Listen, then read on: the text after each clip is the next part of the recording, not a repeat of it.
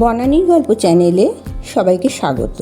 আমি বনানী, পড়ে শোনাচ্ছি সমরেশ বসুর গল্প অবাধ্য। আজ শোনাবো গল্পটির দ্বিতীয় পর্ব। বোধহয় রুনুর মুখে কিছু সংশয়ের ছায়া দেখে দৃঢ় গলায় মা বললেন, মোট কথা তুমি এখন বড় হচ্ছ, টিপুর সঙ্গে তুমি একেবারে মিশবে না, কথাও বলবে না। যাও খেয়ে নাও গে, এখনই তোমার গানের মাস্টারমশাই এসে পড়বেন আবার। চলে গেল রুনু। কিন্তু টিপুর কোনো দোষের কথা তো মা বললেন না। টিপুর তো কোনো দোষই নেই, কথা বলবে না সে টিপুর সঙ্গে। তবে কি বলবে সে টিপুকে? টিপু যখন হাসবে তার দিকে তাকিয়ে ডাকবে, এই রুনু শোন, তখন কি করবে রুনু? সে কথা কেন মা বলে দেবেন না? এমনি মিছিমিছি একজনের সঙ্গে কখনো আড়ি করা যায়? টিপু যদি সে আগের মতোই একদৃষ্টে তাকিয়ে থাকে তখন কি হবে রুনুর? খেতে বসে বুকের মধ্যে টনটন করতে থাকে রুনুর। মরে গেলেও তো সে টিপুকে তার মায়ের বিষয়ে জিজ্ঞেস করতে পারবে না। গান করতে বসে জাগরণে যায় বিভাবরীর স্বরলিপি তুলতে গিয়েও তার মনে এলো, আচ্ছা কেন এত প্যাঁচাল ওই পৃথিবীটা?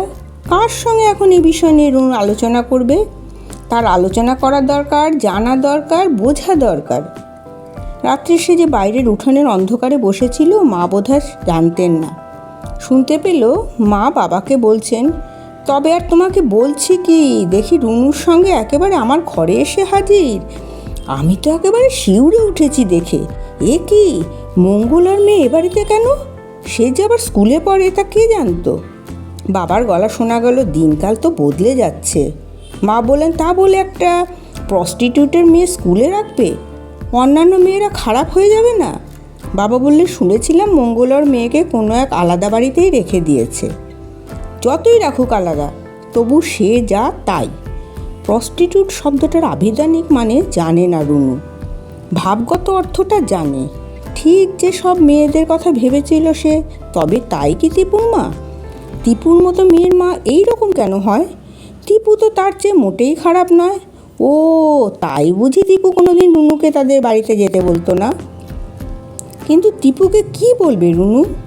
মা বাবার কাছে যেটা সমস্যা, রুনুর কাছে সেটা কোনো সমস্যাই নয়। ওদের কাছে টিপু শুধু খারাপ মেয়ে মানুষের মেয়ে, রুনুর যে বন্ধু। কিন্তু রুনু মনে মনে ঠিক জানে তার আর কিছুতেই টিপুর সঙ্গে কথা বলা চলবে না। মেলামেশা তো অনেক দূরের কথা। পরদিন আগে আগে বেরিয়ে গেল রুনু স্কুলে। টিপু এসে রোজ দাঁড়িয়ে থাকে রাস্তার মোড়ে একসঙ্গে যাবার জন্য। তার আগেই বেরিয়ে যেতে হবে। কিন্তু কি দুর্ভাগ্য, টিপু যে এত আগে এসে রোজ দাঁড়িয়ে থাকে কে জানতো? টিপু হেসে বলে উঠল, উফ, আজ খুব সকাল সকাল এসেছিস তো। রুনু দেখলো আজও ঠিক টিপু বেনি দুটো যা তা করে বেঁধে এসেছে। ফ্রকের পিঠের বোতামগুলো লাগায়নি ঠিক করে। রুনু গম্ভীর হয়ে গেল, রাগ করে নয়। বুকটা কীরকম ধরাস ধরাস করছে। মার কথাগুলো মনে পড়ছে। কি বলবে সে টিপুকে? মার উপরে, সংসারের উপরে ভীষণ রাগ হচ্ছে তার। কান্না পাচ্ছে রুনু। আর টিপুর উপরেও রাগ হচ্ছে। কেন মরতে ওরকম মায়ের মেয়ে হয়েছে? হলো যদি, তবে রুনুকে কেন এত ভালোবেসেছে? কিন্তু টিপু কিন্তু থতিয়ে গেছে রুনুর ভাব দেখে। কেন এরকম করছে কেন রুনু? রুনুর মুখে তো সে ভাবের অভিমান লেগে নেই। টিপুর উপর লাগলে তো তাকে এইরকম দেখায় না। তবে টিপু যেন সাপ, অ্যাসিডের গন্ধ পেয়ে সতর্ক সন্তস্ত্র হয়ে উঠল। মাথা নত হলো তারও। মুখখানি ভরে গেল একটা বোবা ব্যথার অভিব্যক্তিতে। তোর মা রাগ করেছে না? রুনু পিছন ফিরে তাকালো। কে জানে মা ছাদে দাঁড়িয়ে আছে কি না। নেই। রুনু কোনো রকমে ঘাড় নেড়ে হঠাৎ জোরে জোরে হাঁটতে লাগলো, তার স্লিপারের শব্দ তুলে। টিপু আস্তে আস্তে হাঁটতে লাগলো, তার শক্ত হিলে খট খট করে। এর চেয়ে বেশি কিছু বলার দরকার ছিল না টিপুকে। এইটুকুর মধ্যে আসল গণ্ডগোলটা জানাজানি হয়ে গেল ওদের। এতে ওরা কে কতখানি আঘাত পেয়েছে, কে কত কেঁদেছে লুকিয়ে, সেটা জানাজানি হওয়ার কোনো উপায় ছিল না। মেশামেশি, কথা বলাবলি বন্ধ হয়ে গেল ওদের আপনা থেকেই, ছাড়াছাড়ি হয়ে গেল। কিন্তু রুনুর তবু মনে হয় টিপু ক্লাসে তাকিয়ে আছে তার দিকে। ও আর চোখে তাকায়। আসলে ওরা দুজনেই সোজা চোখে তাকাতে গেছে ভুলে। কিন্তু তাকানোটা এই জীবনে যেন শেষ হবে না আর। আর বুকের মধ্যে কোথায় যেন আছে একটি মস্ত তেপান্তর। সেখানে যেন পূবসাগরের ঝোড়ো বাতাস মাথা কোটে নিরন্তর। কে সে দুজনের মাঝখানে পড়ে রাস্তার ডাইনে বায়ে সরিয়ে দিয়েছে ওদের। কিন্তু বিচ্ছেদের আড়ালে কাঁদতে গিয়ে হাসবার মতো একটি বিচিত্র খেলা পেয়ে বসেছে দুটিকে। টিপু অপেক্ষা করে না আগে এসে, রুনু ছুটে আসে না কারুর আশায়, তবু ওদের দেখা হয়ে যায় রোজ। কিন্তু মিশতে মানা, কথা বলতে মানা। রাস্তার দুপাশ ধরে দুজনে যায় হেঁটে, যেন একজনকে ঠেলে দেওয়া হয়েছে পথের এক পাশে, আর একজনকে টেনে ধরে রাখা হয়েছে আরেক পাশে। আর চোখে ওরা দেখে কি না কে জানে, না দেখাই উচিত, কেননা ওদের মানা আছে। বেলা 10টার রোদে ওদের ছায়া দুটি শুধু জানে কি করে ওরা কি হয় ওদের। খানিকটা এগিয়ে মিউনিসিপ্যালিটি, তারপরে অনেকগুলো দোকান, মোষের খাটাল, কামারের দোকান, একটা কালভার্ট, সিনেমা হল, ডাক্তারখানা, ফটোর দোকান। তারপরে ডান দিকে একটা রাস্তা চলে গেছে পূব দিকের মাঠে। ওদিকটার কোনো সীমা নেই, বড় বড় গাছের ফাঁকে ফাঁকে মাঠ, ধান ক্ষেত, জঙ্গল, দূর গ্রাম, তারপরেও আরও যেন কত কি, তবু তার ইশারা নিয়ে পড়ে থাকে আকাশটা। কিন্তু ওরা যায় সোজা উত্তরে, কারখানা পেরিয়ে, পোস্ট অফিস ডিঙিয়ে, তারপরে স্কুল। ওদের মানা আছে, ওরা কথা বলে না, মেশে না, যেন দুটি আলাদা জগৎ। নত মুখের সামনে তাকিয়ে নিষ্প্রিয়ভাবে চলে যায় রাস্তার দুপাশ দিয়ে, রোজ রোজ এই একই খেলা। তারপরে একদিন এই খেলার আয়ু শেষ হয়ে আসে। পৃথিবীতে সব কালারই যেমন একদিন শেষ হয়। পুজোর ছুটি কেটে গেছে, শরৎ গিয়ে হেমন্তর কাল এসে পড়েছে আকাশে। বাতাসে মাঝে মাঝে উত্তরের ঝাপটা টের পাওয়া যাচ্ছে। আকাশ যেন বছরের কাবারের আগেই বড় বেশি নীল হয়ে গেছে, আরও বড়, অনেক বড় হয়ে সে হারিয়ে যেতে চাইছে। রোদে একটি নতুন আমেজ দিয়েছে এনে। শীত আসার আগেই পাখিগুলি সারাদিন ডেকে নিচ্ছে প্রাণ ভরে। আজও তেমনি না তাকিয়েই মোড়ের মাথায় এসে পরস্পরকে টের পেয়ে গেল ওরা। তারপর যেমন চলে তেমনি চলতে লাগলো। মিউনিসিপ্যাল অফিস গেল, পার হয়ে গেল দোকানগুলো, মোষের খাটাল, কামারের দোকান, কালভার্ট। কেন টিপু কি আজ আর যেতে চায় না? ওর ছায়াটা যেন পিছিয়ে পড়ছে মনে হয় রুনুর। তারপরে সিনেমা হল, ডাক্তারখানা, ফটোর দোকান। এ কি, কোথায় যাচ্ছে টিপু? রুনু থমকে দাঁড়িয়ে পড়ল। দেখলো টিপু পূর্ব দিকের পথটায় চলে যাচ্ছে হন করে। কেন, রাগ হয়েছে? রুনুর মনে হলো মা যেন বলছেন, তুমি ওদিকে কি দেখছো রুনু, যাও স্কুলে চলে যাও, ঘন্টা বাজার সময় হলো। রুনুর বুকটা কীরকম করছে, ওকে স্কুলে যেতে হবে, কিন্তু টিপু আজ কেন এমন করে খেলা ভেঙে চলে যাচ্ছে? টিপু কি একটুও বোঝে না? একটুও কি কষ্ট হয় না তার রুনুর জন্য? রুনু যেন শুনতে পাচ্ছে মায়ের শাসানো চিৎকার, স্কুলে যাও বলছি। কিন্তু এ কি রুনু, অবাধ্য মেয়ে, তুই কেন মাঠের পথে যাস? নিজেকেই যেন বলে ওঠে রুনু, আর নিজের জবাব দেয়।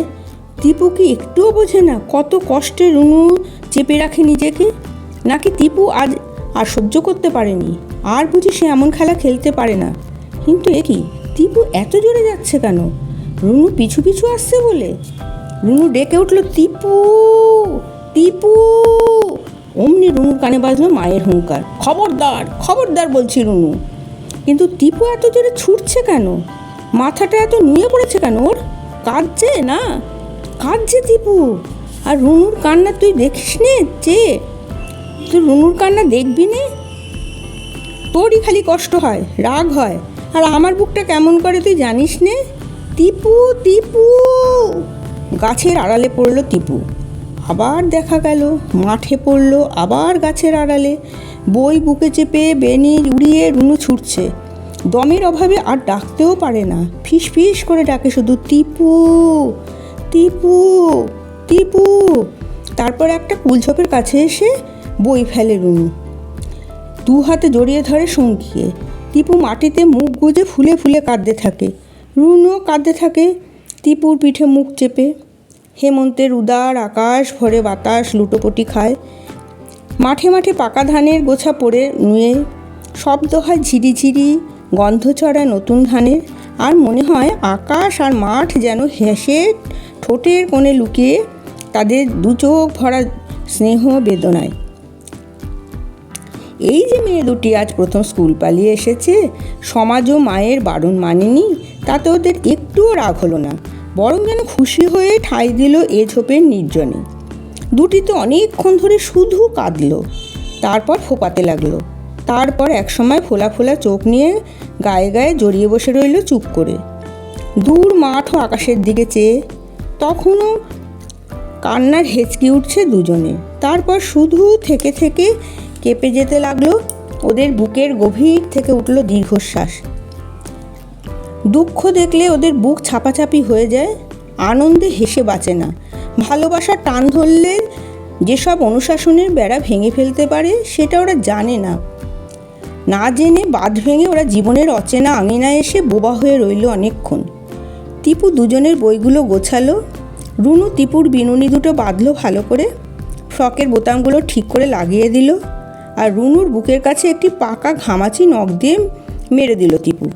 আবার দুটিতে বসে রইল গায়ে গায়ে হাত দিয়ে। কোথায় যেন মিঠো মানুষের গলা শোনা গেল, গরু ডেকে উঠল দূর থেকে, উল গাছে ডেকে গেল পাখি, কখন সূর্য চলে গেছে মাথার উপর দিয়ে। রুনু গুনগুন করে গান গেয়ে উঠল। এতদিন মাস্টারমশাইয়ের কাছে শিখেছে, বাড়িতে কেউ এলে মা গান করতে বলেছেন, আজ আপনা থেকেই গাইছে রুনু। এমনি করে যায় যদি দিন যাক না, মন উড়েছে উড়ুক না রে মেলে দিয়ে গানের পাখনা। রুনুর গান শেষ হলো। তারপর টিপুও গুনগুন করে উঠল, তোমার বাঁশি শুনলে ঘরে রইতে পারি না, তোমার দেখা পেলে আগল বাঁধতে পারি না। দুজনের গান দুরকম, সুরের কোনো মিল নেই, ভাবেরও ভাষারও কোনো মৈত্রী নেই। নাই বা থাকুক, তারা যা জানে তাই গাইতে লাগলো। তাদের সব গান তারা গাইবে আজ পরস্পরের মুখের দিকে তাকিয়ে। রুনু গাইল, মরি মরি জাগরণে যায় বিভাবরী, আঁখি হতে ঘুম নীলহরি। টিপু গাইল, সখী এ পথ দিয়ে অনেক গেছি, তাকিয়েছি মিছিমিছি, তোমার দেখা পাইনি গো। রুনু গাইল, কবে তুমি আসবে বলে, আমি রইব না বসে, আমি চলবো বাহিরে। টিপু গাইলে, অমন কুঞ্জের ধারে আসবো না, ভুজঙ্গ সেটা আছে গো, তবু অঞ্জন মাখি নয়নে মনোরঞ্জন পাশে আঁখি গো। রুনু গাইল, আলোকের এই ঝর্ণাধারায় ধুইয়ে দাও, আপনাকে এই লুকিয়ে রাখা ধুলায় ঢাকা ধুইয়ে দাও। টিপু গাইল, শিকল দিয়ে বাঁধে নাই তো, কি দিয়ে যে বেঁধেছ, বাঁধনে যে এত সুখ ছাড়া যেন না পাই গো। এই যেন জীবনের দুজনের প্রথম গান গাওয়া। হাসলো তারা দুজনে, গম্ভীর বিষণ্ণ সে হাসি। এই বয়সের এত কথা, এত কাকলি সব ছাপিয়ে যে ভরা গাঙের টাবুটুবুতে এসে পড়েছে তারা। অবাধ্য হয়ে তারা বাধ্য হলো পরস্পরের। জীবনে কোথাও একটা দরজা খুলে গেল নিঃসাড়ে। দেখে শুধু হাসলো ওই আকাশ আর পাকা ধানের মাঠ। রুনু বলল, স্কুলে ছুটির ঘণ্টা বোধহয় পড়ল। টিপু বলল, চল এবার যাই। মাথার উপরে আকাশটি চলল সঙ্গে সঙ্গে, মাঠের বাতাস এলো পিছু পিছু। বাড়ি আসতে মা রুনুর দিকে তাকিয়ে একটু অবাক হলেন। বললেন, কী রে, শরীর খারাপ হয়েছে নাকি? রুনুর বুকের মধ্যে কেঁপে উঠল, বলল, না তো। তারপরে খেয়ে দিয়ে চুল বাঁধার আগেই আজ রুনুর বড় ঘুম পেতে লাগলো। কখন একসময় ঘুমিয়েও পড়ল মায়ের বিছানায়। বিকেলে ঘরে ঢুকে রুনুকে এমন ঘুমোতে দেখে চমকে উঠলেন মা। গায়ে হাত দিলেন আসতে, না জ্বর আসেনি। তারপর খানিকক্ষণ রুনুর দিকে তাকিয়ে থাকতে থাকতে মায়ের কি যেন হলো। তিনি হঠাৎ উপর দিকে মুখ করে চুপি চুপি বললেন, মেয়েটা যেন আমার সুখী হয় জীবনে। ঘরে ঢুকলেন রুনুর বাবা। বললেন, কি করছো? মা বললেন, কিছু না, জানো গো, আমার বড় সাধ রুনু একখানা শাড়ি পরবে।